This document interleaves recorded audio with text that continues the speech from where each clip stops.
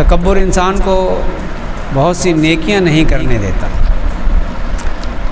اور بہت سے جو ہے وہ حقوق کو چھوڑنے نہیں دیتا کہ میرا حق، بس مجھے تو اپنا حق چاہیے، میں اس کے اوپر کیوں احسان کروں کہ وہ اس نے کبھی ہمارے لیے کچھ کیا ہی نہیں۔